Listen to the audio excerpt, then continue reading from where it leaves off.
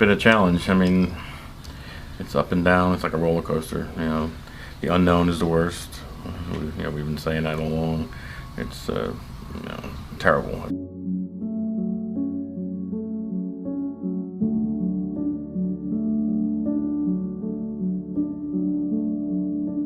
What's good, guys? Welcome back to Missing Person Case Monday. Hope you guys had a fantastic weekend. So let's begin our week with this case discussing 25-year-old Stephanie Parze, missing from the Freehold Township of New Jersey on October 30th of 2019. And that was the last time anyone has ever seen her.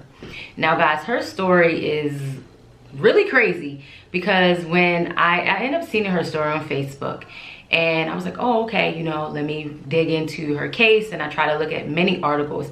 Guys, this is not easy. I know a lot of you comment down below with some things, but some articles do not report this accurate fact. So I can only go off of what I see. So don't hold me to it. I'm all for you correcting me, but just do it in a positive manner. And I thank you for those that do correct me and don't leave nasty comments. So I did want to throw that out there, but you have to be very mindful. A lot of these articles do not have the facts correct, and you can only report off what you are seeing. And the bigger issue is, long as we're getting their stories out there, if one detail is a little off, that's okay. But long as we're getting their name out there and we're talking about them, that is the most important part about this journey of Missing Person Case Monday.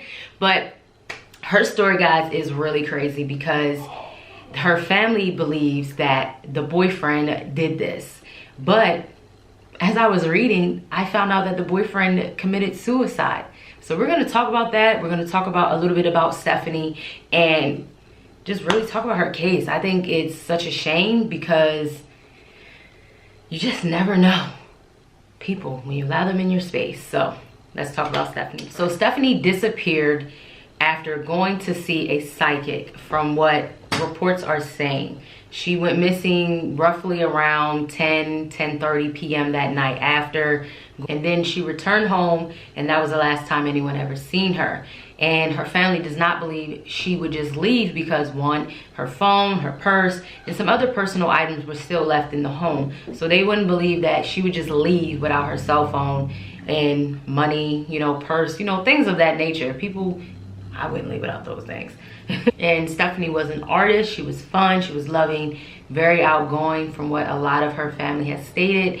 And they just believe, like I said previously, she would just not leave without telling someone where she was going. So after Stephanie went missing, boyfriend at the time, John, I'm not even gonna try to pronounce his last name because I will butcher it. When he was arrested on November 9th for unrelated pornography charges that did not have to do with Stephanie. So on November 18th, he was released, and then roughly a couple days later, on November 22nd, he committed suicide at his home. Authorities did look into John as a person of interest because he sent Stephanie a lot of angry text messages the night when she vanished. He was also accused of assaulting her in the past as well. He had filed a domestic dispute against John a month before she vanished. When law enforcement got that search warrant for his phone, that's when they found the unrelated issues with the pornography, and that's why he was arrested. They believe that John knew that they were on his tail because they were also surveillancing his home, because a neighbor of John's family had told articles that the police asked for a video, because you know, if you have cameras outside your home, they'd ask for those videos to kind of see John's comings and goings, just to see if he in fact was coming around the time or made just some type of, you know, eyewitness account. The days of Stephanie's disappearance, many people have stated that John showed no emotion or no care as to where Stephanie was, you know, maybe saying if she was okay, you know, kind of when you're in those types of situations, you know, maybe expressing your worry and just making sure that she will be found safe and sound.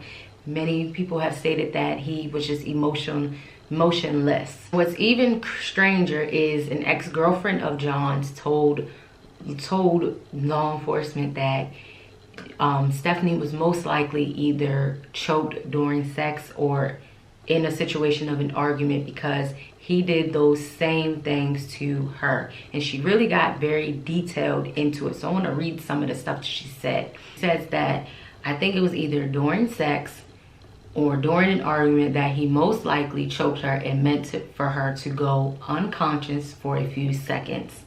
She also states that, I told the police if she's missing, it's most likely because John killed her. I also told the police if he did it, I don't think you'll find her because he is so sick. And what's crazier is because the day after Stephanie went missing, she recalls seeing John, and he had scratch marks on his neck. And when she asked him about it, he said it was a rough night. Don't ask about it. And that he also said that cops would be contacting him. She said she thought it could be anything because, one, he buys steroids, he drives recklessly, and he does hit females. So she said she didn't think that this had anything to do with Stephanie, because I don't think it was probably known that Stephanie was actually, in fact, missing at that time. And that is pretty much Stephanie Parze's case. Again, there's not a lot of information to go off on. It's just that she disappeared after going out to go see a psychic with her family and friends. And then when she came, she was supposed to come home, and she never got home. And by her family being a close-knit family and keep staying in constant communication, that, you know, spiked an interest in her mother, because it was unlikely of Stephanie to do such a thing.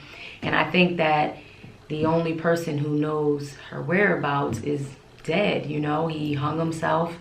I think he couldn't handle what he did to her, most likely. You know, if she is still in fact alive, you know, that's the thing that you definitely want to stay positive on, of course.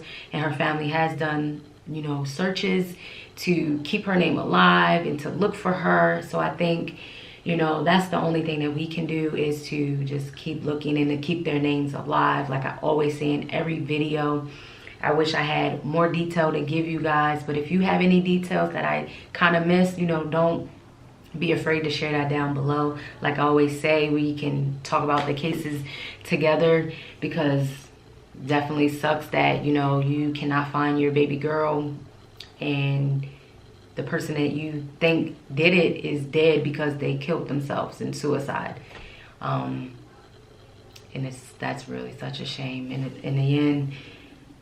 But yeah, that's pretty much Stephanie Parze's case.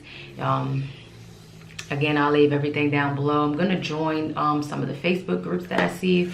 I always try to do that because it helps me to stay updated, so I can give you guys the updates as time goes on, because I always try to stay optimistic and some great news versus the negative news, or, you know.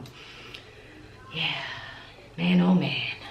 Such a shame, because when you see someone who's so talented, you know, and I was looking at her artwork on Facebook, and the article, she was really talented, and it's just like, damn. So guys, like I said previously, sending love and light to her family, and let's keep Stephanie's name alive, and let's talk about her case so we can bring her home. So guys, don't forget to like and subscribe, and don't forget to drop anything that you want to add to the story. Maybe you found some stuff that I didn't. I try to keep it straight and narrow, so that way it doesn't become super duper long, and we can just talk about it at, you know, all together. So until the next case, I'll see you guys. She loved art.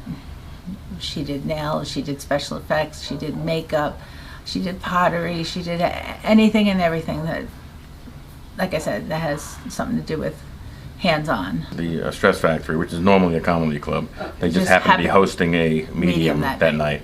And there was like 300 people there, so they went in there and they just watched the show. And then from that, they came right home here. And you know, after she went home, you know, we assumed she got home because her car is home. We hadn't heard from her since that point. Yeah, she was outgoing, very happy. Yeah, she has her moments like any other teenager did, you know. But overall, a good kid. Never got any trouble. Very, very, very family-oriented. A little homebody, you know. She's always got to keep close to the family, which everybody's tight anyway. It's it's been a challenge. I mean, it's up and down. It's like a roller coaster. You know, the unknown is the worst. You know, we've been saying that all along. It's you know, terrible. You don't know anything. Police can't tell you anything because they don't want to, you know, hamper the investigations. We don't know anything. You know, we're doing everything we can from here. They're doing everything they can from there. So all we're concentrating on right now is, you know, keeping the momentum going with the media and the press and social media. Because the more it's out there, the more likely that somebody will, you know, see her or send her something where we can find her. I mean, we're hoping for the miracle, and that's what we're hoping for.